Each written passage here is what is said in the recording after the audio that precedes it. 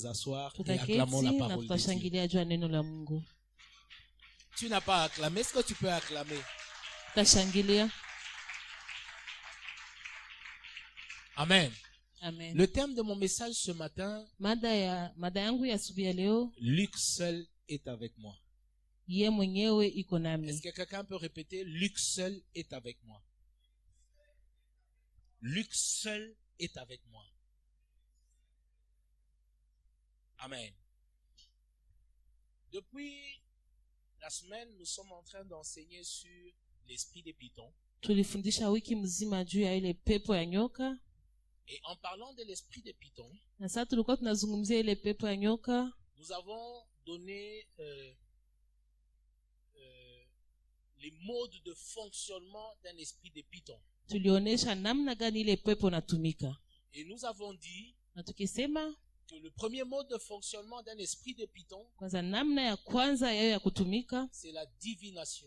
L'esprit de python rend capable à celui qui le possède, à celui qui le possède, la capacité de pouvoir deviner. Mais c'est un moyen occulte. Et le deuxième option d'un esprit de python, c'est la séduction. Deux choses. La divination et la séduction. Dommage pour vous qui n'avez pas été là la semaine, je ne serai pas revenu parce que j'ai beaucoup enseigné aujourd'hui. Je fais juste un envol sur l'enseignement. Amen. Et là, dans la divination, cet esprit leur rend capable de pouvoir voir dans la vie des gens plus dans le passé. Vous pouvez rencontrer quelqu'un qui vous donne votre numéro de téléphone, le nom de votre père, votre date de naissance, votre ancien quartier. Il peut vous donner des détails sur votre passé. Très souvent, ils sont dans le passé. Pour ceux qui sont plus habiles, ils parlent peu du présent, très peu du présent. Mais tâtonnent beaucoup sur le futur.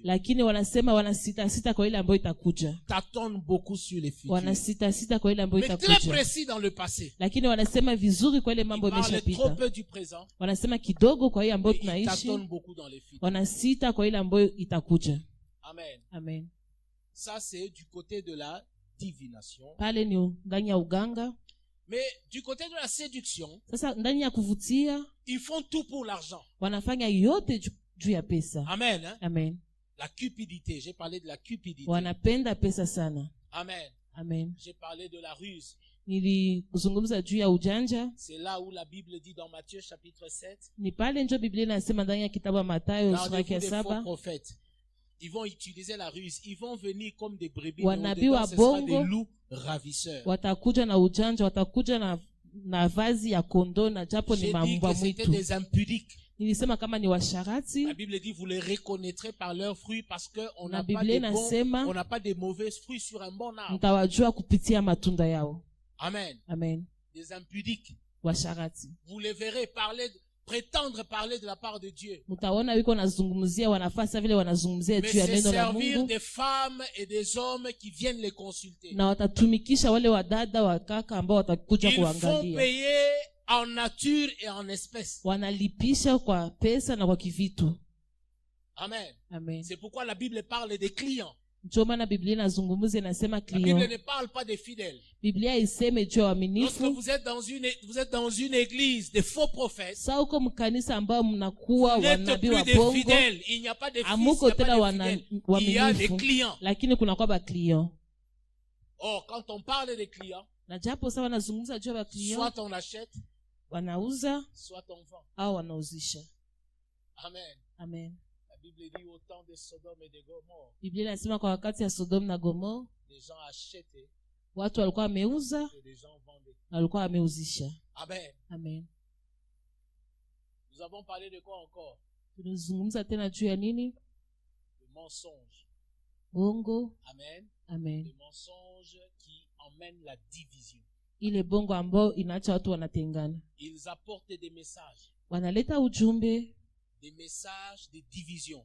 Wanaleta ujumbe juu ya kuachanisha watu. Ils opposent les enfants à leurs parents. Wanachanisha watoto na wazazi. Sous prétexte que les parents étaient sorciers. Wanasema kama wazazi ni walozi. Sous prétexte que les enfants sont sorciers. Wanasema kama watoto ni Et walozi. ça crée des scissions, des divisions. Na ile inaleta kuachanisha entre watoto na wazazi. La Bible dit nous n'avions pas à combattre contre la chair. Biblia inasema hatutagombana na damu au mwili, lakini tutagombana kwa ile. Ephésiens chapitre 6.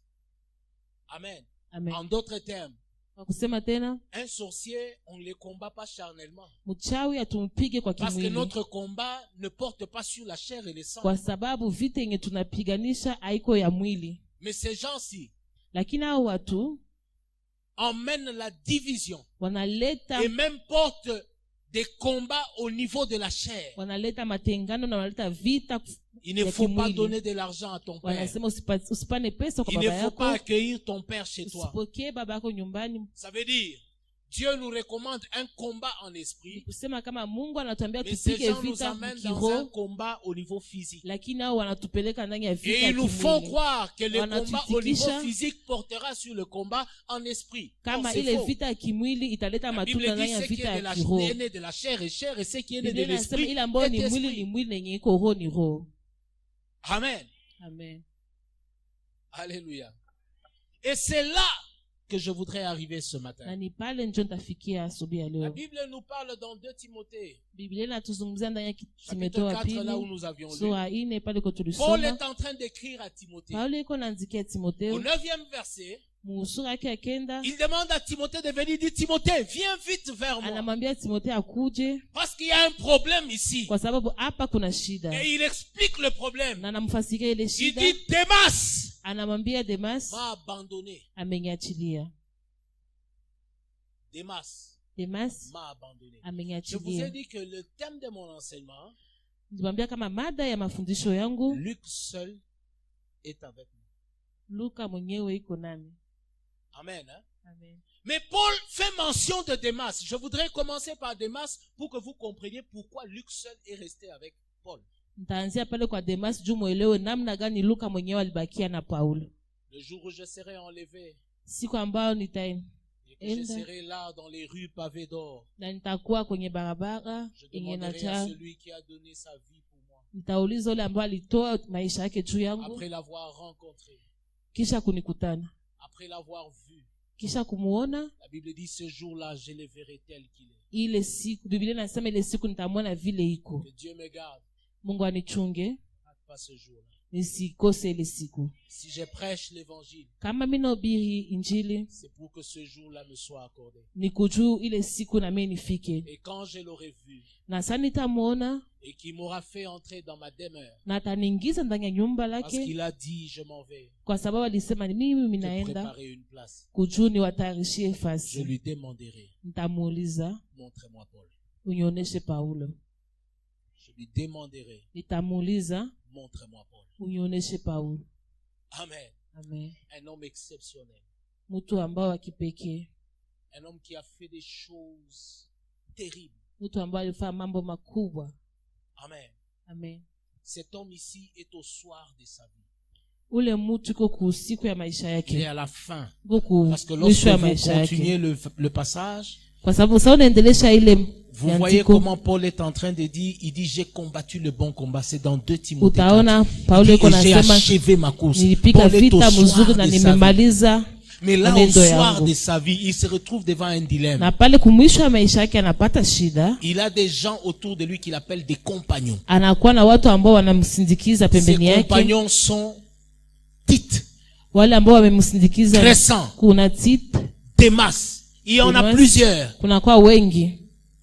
Mais il y a un problème avec un des compagnons. Ce compagnon ici s'appelle Démas. Paul est en train de dire que Démas m'a abandonné à cause de la convoitise des choses du monde. La Bible dit, gardez-vous des faux prophètes. Il est en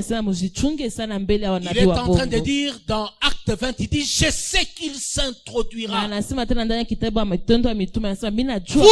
pas mauvais. Vous n'êtes pas mauvais. Vous êtes bon. Mais parmi vous, il s'introduira. Et quand ces gens s'introduiront, ils vont détourner votre cœur et de Dieu et des hommes de Dieu. Amen. Ils vont détourner votre cœur du bien. Ils vont détourner votre cœur des valeurs. Amen. Il dit, je sais. C'est pourquoi Jésus est en train de dire, le scandale doit arriver. Mais malheur, la personne par qui le scandale arrivera. Amen. Amen. Alléluia. Amen. Alors, qu'est-ce qui va arriver? Démas va abandonner Paul. Et Paul est en train de se plaindre. Il dit à Timothée, il dit, Démas m'a abandonné. Amen. Amen. Démas abandonne Paul. C'est Démas ici qui a vu comment Paul a marché, comment il a travaillé pour le Seigneur. Démas qui a été témoin des miracles que Dieu faisait par Paul. Mais Paul est au soir de sa vie. Paul est fatigué. Amen. Hein? Amen. Cet homme part. Je vais vous expliquer les raisons pour lesquelles Démas est parti. Dans Actes des Apôtres que nous avions lu, la Bible dit, Paul est en train de dire, il dit que ses mains, ça veut dire les mains de Paul, ont vu à ses besoins à lui. Paul, en dehors d'être apôtre, Paul était travailleur. C'était un faiseur de tentes. C'était un faiseur de tentes. Mahema. Amen. Hein? Amen. Et ça lui procurait de l'argent qui pouvait permettre qu'il puisse non seulement pourvoir à ses besoins, mais pourvoir aussi aux besoins de ceux qui étaient avec lui. Amen. Hein? Amen. Mais en ce temps-ci, Paul est au soir de sa vie. Alors nous comprenons avec vous que Démas ici, auprès de Paul, s'est retrouvé à un niveau où Paul n'avait plus rien à lui donner. C'est pourquoi Paul est en train de dire, il dit, vous savez vous-même que je n'ai été à la charge de personne. Sikukua muzigo. Amen. Hein? Amen. Je n'ai été à la charge de personne. Mes mains ont pourvu. Amen. Hein? Amen. Et cet homme ici à côté de Paul, en ce temps ici, Paul ne travaillait plus. Sûrement qu'il n'y avait plus des moyens financiers autour de lui. Et il a décidé de partir. Est-ce que il y a quelqu'un qui lui a dit, écoute, pourquoi tu restes à côté de lui? Il n'a plus rien à te donner. Pourquoi tu es là? Ailleurs, tu peux gagner mieux. Ailleurs, on a besoin de toi. Comme quelqu'un qui a dit à quelqu'un dans cette église, na église on a besoin de négliger talent na yo.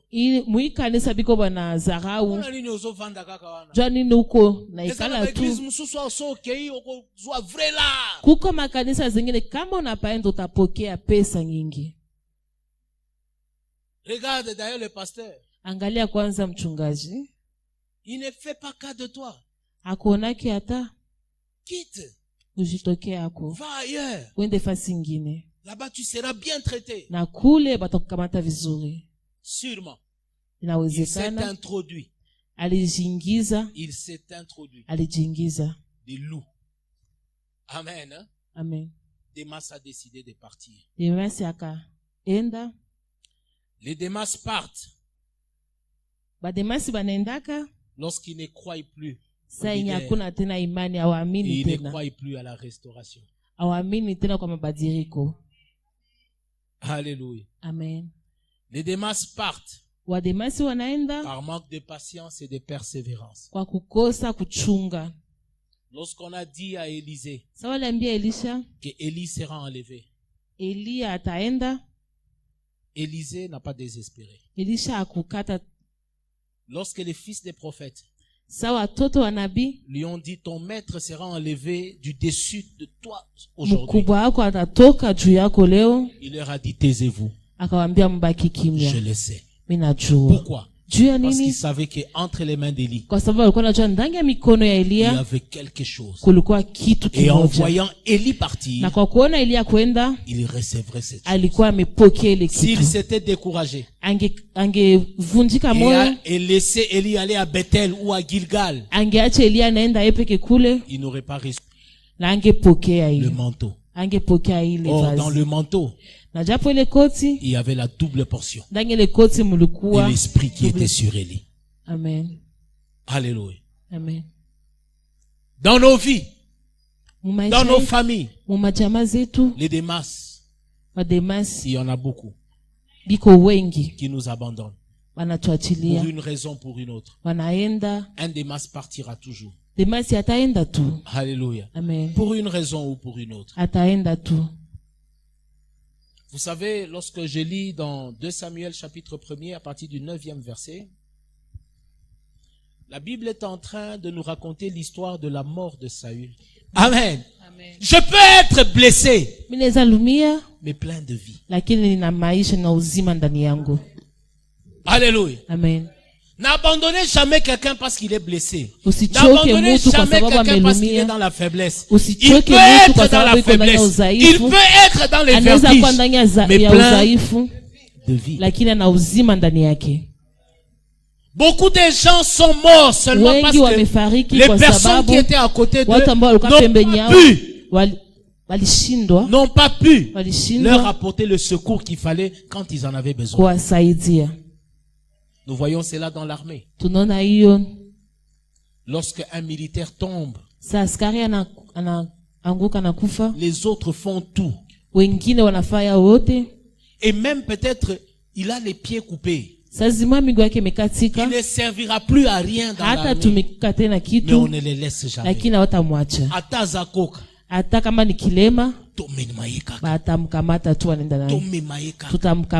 Et plus pire, même lorsqu'il est décédé, au lieu ennemi bakuta cadavre na yao, mieux vaut bibembe na biso tokende nao. Amen. Parce que lorsque les ennemis viennent et trouvent les cadavres, c'est un acte de faiblesse. Amen.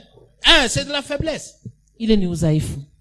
Bien aimé, ata bozana ndeko ya muyibi, upendo hata kama uko na ndugu ambao ni mwizi au tunasimama kama ni mwizi hapana. Alléluia. La Bible dit reprenez avec douceur. Biblia inasema la Bible dit que vos paroles soient pleines de grâce. Na Biblia inasema maneno yako ikuwe na les paroles, que tes paroles soient pleines de grâce, assaisonnées de sel. Maneno yako ikuwe na upole. Pourquoi? Parce qu'il y a des gens qui tombent. Kwa sababu kuna watu ambao wanaanguka le secours auprès de ceux qui devaient les secourir. Hakukuwa mtu wa kuwasaidia. Alléluia. Amen. Amen. Amen. Alors, Paul est en train de dire, il dit Démas m'a abandonné. Alléluia. Amen. Les Démas. Le problème avec les Démas, c'est qu'ils ne partent jamais seuls. Shida awendake abopeke. Amen. Amen. Qu'est-ce qu'il dit? Il dit, Démas m'a abandonné. Démas ameniacha. Par amour pour le siècle présent. Je vais répéter, l'amour par amour pour le siècle présent, c'est tout ce qu'on a dit. L'amour de l'argent, la cupidité, pour ça. Maintenant, il dit ceci. Il continue en disant, il est parti pour Thessalonique. Crescent est allé en Galatie et Tite en Dalmatie. Pourquoi? Parce que les Démas ne partent jamais seuls. Amen. Amen. Les Démas fera tout avant de partir de pouvoir persuader Crescent et Tite. Il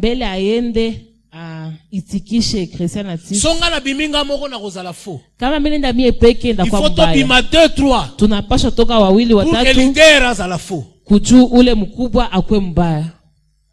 Même si nous n'allons pas aller au même endroit, mais que Tite aille en Dalmatie, mais que Crescent aussi parte.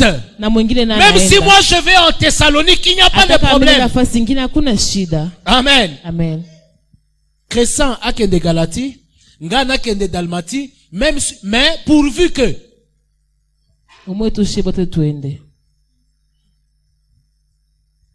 c'est ça le problème avec les Démas. Il peut arriver que tu aies le souci d'abandonner. Esprit de Python est côté lion. Python a suivi. Mais tu n'as pas besoin de prendre Tite. Tu n'as pas besoin de prendre Crescent. Amen. Amen. Alors Paul est en train de dire, il dit, Luc seul est resté avec moi. Que Dieu nous donne des Luc. Qui seuls peuvent rester avec nous. Luc ici, c'était un médecin. Et en ce temps-là, les médecins étaient très recherchés, très sollicités. Amen. Hein? Amen. Luc ici, c'est celui qui a écrit les Actes des Apôtres. Luc ici était à côté de Paul parce qu'il avait des responsabilités. Amen. Hein? Amen. Pour votre information, je vais vous dire que Paul n'était pas un homme... C'était un homme malade, n'est-ce pas? Paul était malade. Amen. Amen. Et la maladie de Paul, ce n'est pas comme on le dit, parce que j'ai fait des recherches. Comme on le dit, il était bossu et tout, je ne crois pas. Quand je regarde dans les commentaires, on décrit Paul comme étant un homme court. C'était un homme court, de petite taille. Amen. Hein? Amen. Et comme vous le voyez bien dans certaines tribus, vous voyez, il y a des gens d'une certaine corpulence. Quand vous allez chez les Kassaïens, très souvent c'est des hommes élancés. Quand vous allez du côté du nord, ce sont des gens courts. Amen. Des gens courts. Quand vous allez dans les grands nord ici chez nous, très souvent vous avez des gens de petite taille. Amen. Mais quand vous allez vers le Katanga, le Kasaï, vous trouvez des gens élancés. Paul était un homme de courte taille. Mais Paul avait un problème Dieu. Il avait un problème des yeux. Amen. Il avait des yeux qui lui faisaient très mal et c'est des yeux dans lesquels il sortait certaines choses qui dérangeaient même des personnes qui pouvaient le regarder. Amen. Amen. Et Luc, à côté de Paul, c'est quelqu'un qui lui a apporté son soutien en tant que médecin. Il pourvoyait aux besoins sanitaires de Paul. Mais Luc n'était pas simplement là pour ça. Luc, c'était une personne dans la vie duquel la révélation de l'homme de Dieu était au rendez-vous. Il avait compris qui était Paul et quel était l'impact du ministère de Paul dans sa vie, dans la vie de Luc. Amen. Je répète, il savait, il avait la révélation de qui était Paul et il avait aussi la révélation de l'impact du ministère de Paul dans sa vie. Amen. Je vous ai déjà dit, je peux peut-être ne pas être roi, mais je peux être un faiseur de rois. Amen. Amen. Lorsque Naomi est allée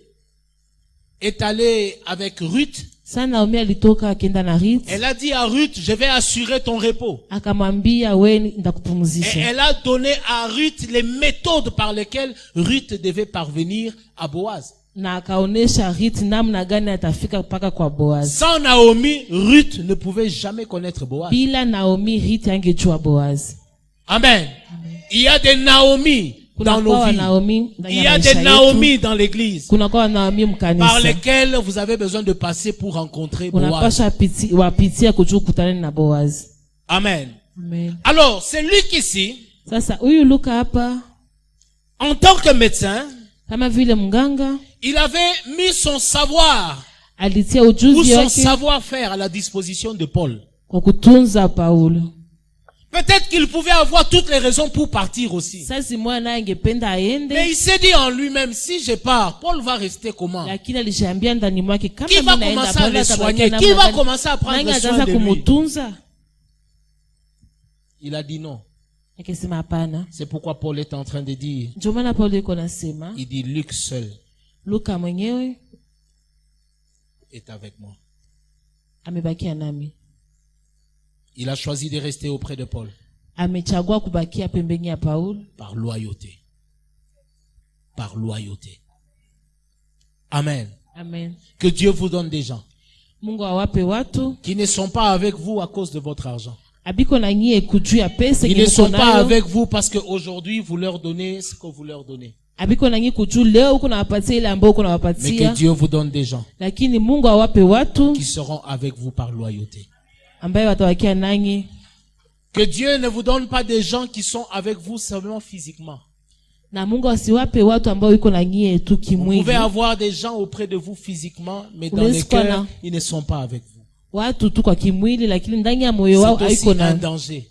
Que Dieu vous donne des gens qui sont avec vous dans leur cœur et dans leur corps. C'est pourquoi la Bible dit le plus grand commandement, c'est que tu aimeras le Seigneur ton Dieu de tout ton cœur, de toute ton âme, de toute ta force. Ça veut dire 1, dans ton cœur. 2, dans tes sentiments, dans ton âme. Et 3, physiquement. Amen. Amen. Il est important que dans l'église, que nous puissions avoir des gens qui sont dans l'église avec leur cœur et avec leur corps. Et ça émane de la révélation. Amen. Amen. De la révélation. Attachez-vous toujours à quelqu'un, à une église par révélation. Quand toutes les raisons seront réunies pour partir, la révélation vous gardera. Et vous devez avoir un rôle à jouer dans chaque église ou auprès de chaque homme de Dieu là où vous êtes. La Bible dit, celui qui donnera un seul verre d'eau à un des prophètes, parce qu'il est seulement serviteur de Dieu, ne manquera pas la récompense du prophète. Amen. Amen. Hatakosa malipo ya wanabii. Alléluia. Amen. La Bible dit, si quelqu'un donne un verre d'eau, un prophète ne manquera pas la récompense du prophète. Amen.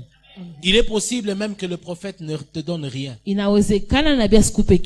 le Dieu qui récompense le prophète te récompense. Vous devez avoir un rôle à jouer. Non seulement vous êtes auprès de l'homme de Dieu par révélation, mais parce que vous avez aussi un rôle à jouer. Quel est le rôle que vous jouez dans le ministère de l'homme de Dieu? Quel est le rôle que vous jouez dans l'église? Quel est le rôle que vous jouez là où vous êtes? Vous êtes un spectateur ou vous êtes un acteur? Amen. La récompense, c'est pour les acteurs. La récompense, c'est pour ces personnes-là qui donnent quelque chose. Amen. Amen. Les Luc font confiance aux leaders. Amen. Amen. Même les yeux fermés, ils font confiance aux leaders. Ils savent. Tunajua Mungu wake. Hata vandi kimya. Hata na bakia kimya. Tunajua Mungu wake. Tunajua namna gani itaendeka. Alléluia. Amen. Les Luc sont ceux qui donnent leur temps. Luka ni yule ambao anapana wakati yake. Leur argent. Anapana pesa. Leurs idées. Anapana na akili. La Bible dit, Saül avait un serviteur. Après qu'ils aient marché, ils ont marché pour chercher les ânesses. Saül avait un Luc. Le Luc lui a dit, montons ici. Montons ici. Ici, il y a un homme de Dieu. Il nous indiquera là où sont partis les ânesses. La Bible dit, Saül est en train de lui dire, mais qu'apporterons-nous à l'homme de Dieu? Alors Luc lui dit, j'ai quelques pièces d'argent. Amen. Les Luc sont ceux qui pourvoient aux besoins de leur maître, qui pourvoient au ministère de leur pasteur. Si tu es Luc dans cette église, tu pourvoiras au ministère de l'homme de Dieu. C'est important. Dieu veut cela. Et tu dois le faire. Tu es appelé à faire ça. Pourquoi? Parce que le Dieu du ministère te récompensera. Un jour, j'ai dit à mon protocole, j'ai dit, ne me sers pas. Si j'ai besoin de quelqu'un pour me servir, je peux aller même dans une société de sécurité. Je peux demander quelqu'un comme garde. Si j'ai besoin de quelqu'un, je peux aller dans une maison de sécurité. J'ai ça, latte longue, amen. Je peux payer. J'ai dit non, c'est combien un agent de sécurité? Parce qu'en fait, je n'ai pas aussi des problèmes au point de chercher un agent de sécurité pour me garder. Je ne pense pas. Et puis je ne suis pas encore gouverneur. Amen. Hein? Amen. Parce que le jour où on te nomme gouverneur, tu ne demandes pas. On t'impose des gardes. À cause de ce rang-là, on t'impose. Mais je lui ai dit, si tu es à côté de moi, tu es venu servir Dieu à mes côtés. Tu es venu servir le Dieu de l'homme de Dieu. Alors fais attention.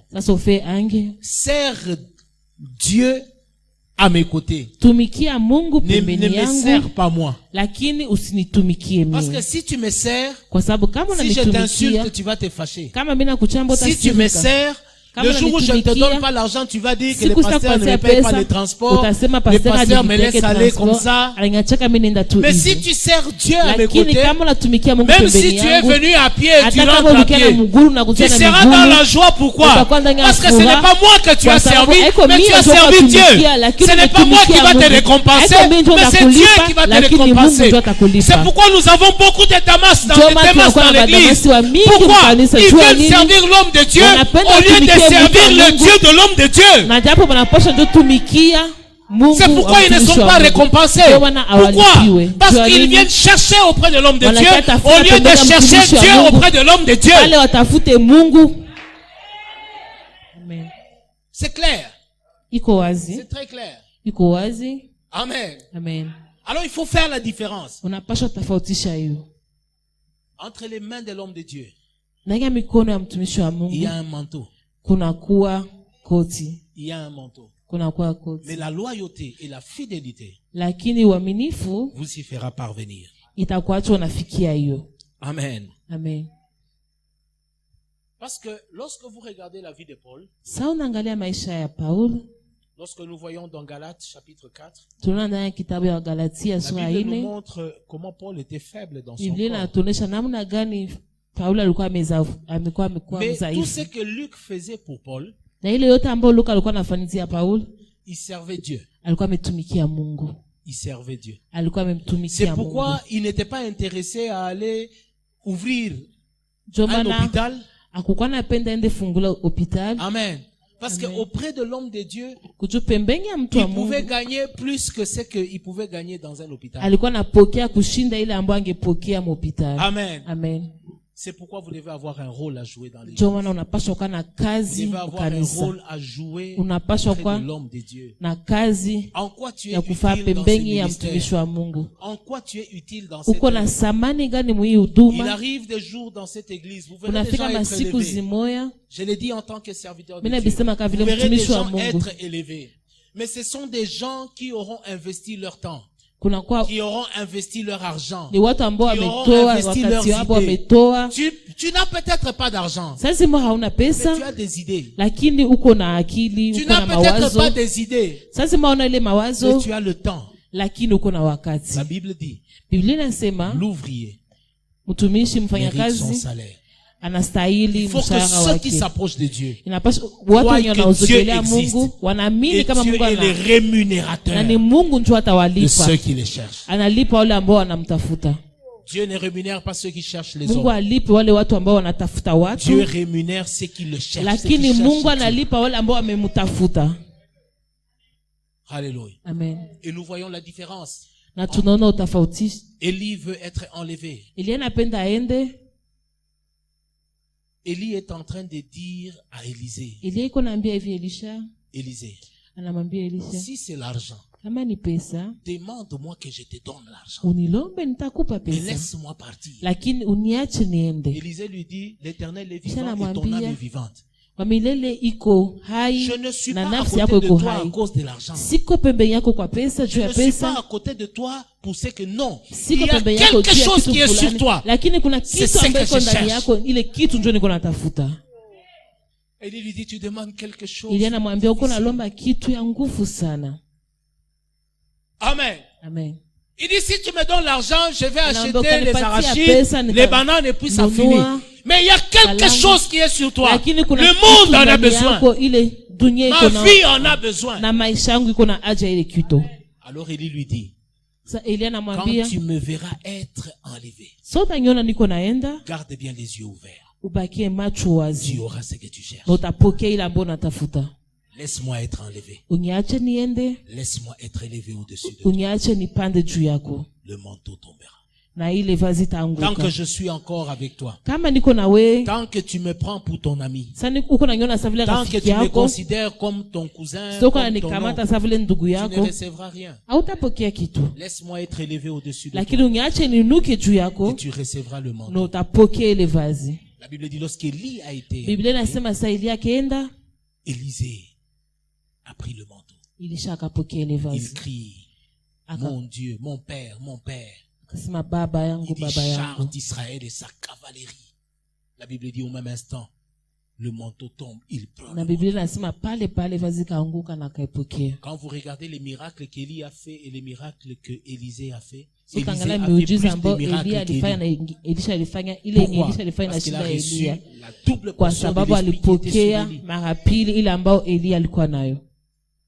Mais je vais vous donner une différence.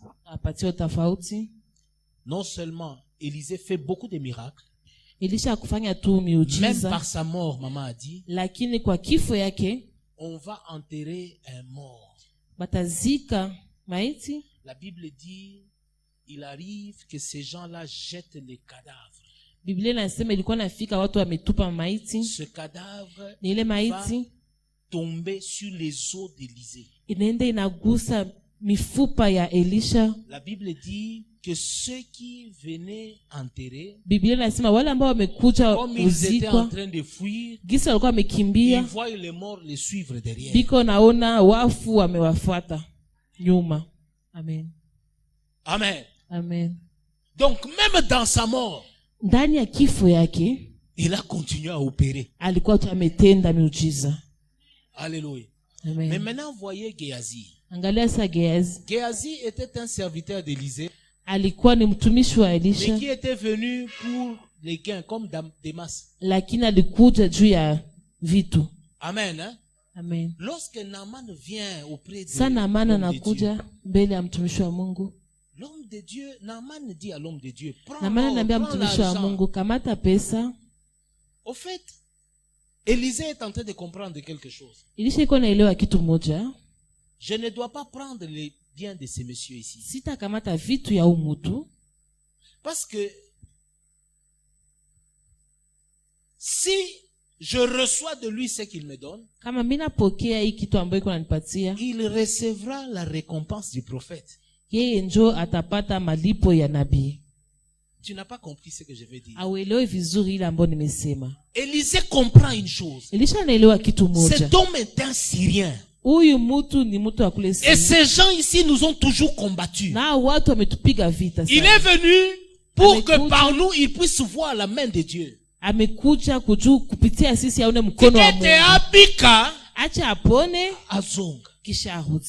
Si je reçois de ses mains ce présent, il aura donné au prophète un verre d'eau. Oh, s'il donne au prophète un verre d'eau, le principe est clair. Donc que le ciel et la terre subsisteront, la loi de la semaille et de la moisson ne passera pas. Donc, la récompense du prophète lui sera accordée. Oh, si la récompense du prophète est accordée aux Syriens, ça veut dire que le Syrien aura été gracieux. Non, tu ne comprends pas ce que j'ai dit. Il faut que cet homme parte lui-même.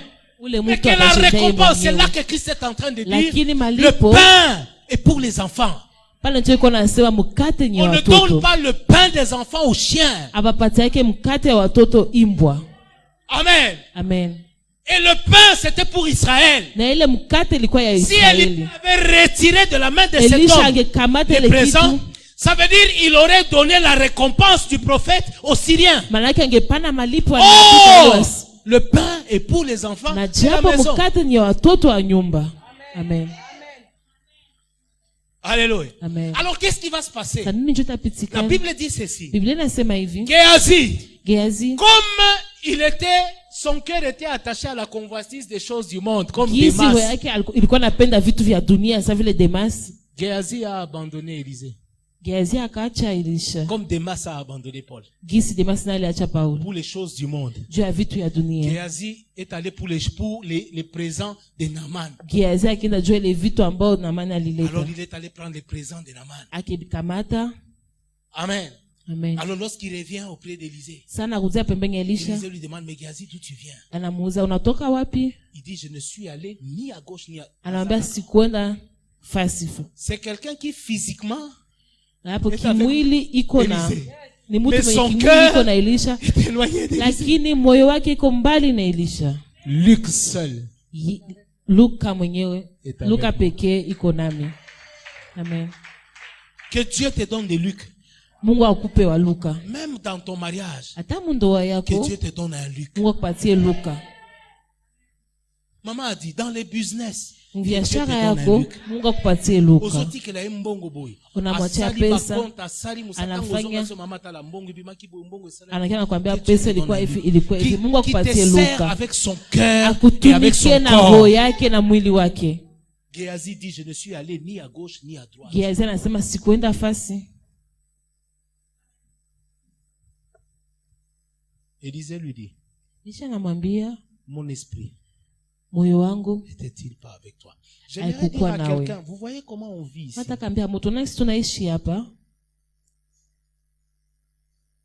Paul est en train de donner un conseil. Il dit, prenez garde. Soyez prudents par rapport à la mission que Dieu vous a donnée, la responsabilité que Dieu vous a donnée sur ces brebis. Il dit, le Saint-Esprit vous a établi berger sur le troupeau. Faites attention. Faites attention. À chaque fois que vous venez, à chaque fois que vous êtes là, ne vous en faites pas. Mon esprit est avec vous. C'est pourquoi Dieu a dit à Moïse, je prendrai de ton esprit et je les répandrai sur eux. Dieu n'avait pas d'esprit. Dieu n'avait pas d'esprit. Mais qu'est-ce qu'il a fait? Il a pris de l'esprit de l'homme de Dieu et il a répandu sur les 70. Amen. Amen. C'est pourquoi vous pouvez dormir chez vous. On est en train de vous poursuivre. Quelqu'un m'a dit ça. Et puis je t'ai vu, tu es venu et puis tout de suite je me suis libéré. Pourquoi? Parce qu'au fait, lorsqu'on est lié un homme de Dieu, l'esprit de l'homme de Dieu est sur nous. C'est pourquoi je vous ai dit, le jour où Dieu a appelé Samuel, Samuel n'est pas allé chez Dieu. Il est allé chez Élie. Il a dit à Élie, tu m'as appelé. Pourquoi Samuel n'a pas dit, est-ce que maman est dans cette maison? Parce que Samuel connaissait la voix de Anne. Amen. Amen. Maman a dit, tu ne comprends pas. Je suis en train de dire ceci. Samuel connaissait la voix de Anne, n'est-ce pas? Pourquoi, lorsque Dieu a appelé Samuel, Samuel n'a pas répondu, maman, tu es ici? Mais lorsque Dieu a appelé Samuel, il est allé chez Élie. Pourquoi? Parce que Dieu ne t'appellera pas par la voix que tu ne reconnaîtras pas.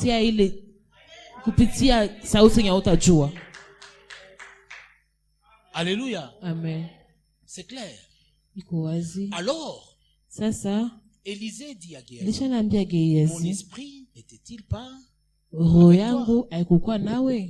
Alors, Élisée, en servant Dieu auprès d'Élie, a reçu la double portion de l'esprit qui était sur Élie. Géhazi, en étant physiquement avec Élisée, mais servant pour son intérêt, a reçu la lèpre de Naaman.